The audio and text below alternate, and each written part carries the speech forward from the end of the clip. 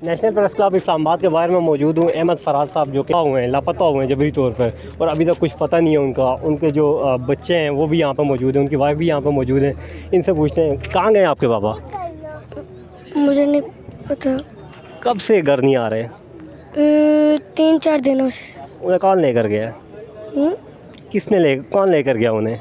कुछ पता है आपको? नहीं, मेरी मम्मा को पता है। क्या कह रहे हैं, किधर लेकर गए उन्हें? वो उनको पता, मुझे नहीं पता। नो। तो बाबा की याद नहीं आती?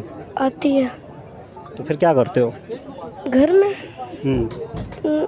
ऐसे ही बैठा रहता हूँ। बाबा की याद आती है लेकिन घर में ऐसे बैठा रहता हूँ। कब आएंगे आपके बाबा?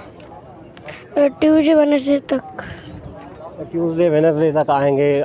लापता अफराद की अगर मैं बात करूं तो बलूचिस्तान में यहाँ पर 2 महीने यहाँ पे बैठे रहे बलूचिस्तान के लोग, केपी के लोग यहाँ पे बैठे रहे। उन तमाम की यही कहानियाँ थी। ये जो छोटा बच्चा है अहमद फराज साहब का, इसे नहीं पता इसके बाबा कहाँ गए। इसके ये अल्फाज हैं कि मेरी मामा को पता है इसके बाबा कहाँ गए।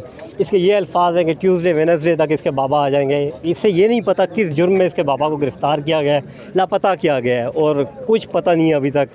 ये स्टोरियाँ हैं यहाँ की, पाकिस्तान की। और अगर मैं उस साफ़ी का, शायर का अगर मैं बात करूँ कि जुर्म क्या है, तो जुर्म यह है कि आज़ादी इज़हार राय है। शेर लिखना और शेर पढ़ना उसका जुर्म था, और उठाया गया है वो, और उन्हीं लाखों अफराद की तरह उठाया गया है जो बलूचिस्तान से उठाए गए हैं, जो केपी से उठाए गए हैं, जिनका जुर्म कोई नहीं है। और हाँ, एक बात और भी है यहाँ पे कि ये तमाम लोग वो ये हैं कि जो मुतालबा कर रहे हैं कि अगर हमारा कोई जुर्म है हमें अदालतों में पेश किया जाए, कानूनी चाराजोई की जाए। अगर कानून के मुताबिक हमने कोई जुर्म किया है तो हमें कानून के मुताबिक सज़ा दी जाए। अगर कोई जुर्म नहीं किया, हमारे खाते में कोई जुर्म नहीं है, तो हमें रिहा किया जाए। अहमद फराज साहब के बच्चे भी ये कह रहे हैं, उनकी वाइफ भी ये कह रही हैं, और यहाँ पर जो लोग भी यहाँ पर जो इज़हार यकजहती करने आए उनसे, वो भी तमाम के तमाम ये कह रहे हैं कि अगर कोई जुर्म नहीं है तो उन्हें रिहा किया जाए, अगर कोई जुर्म है तो उन्हें अदालतों में पेश किया जाए।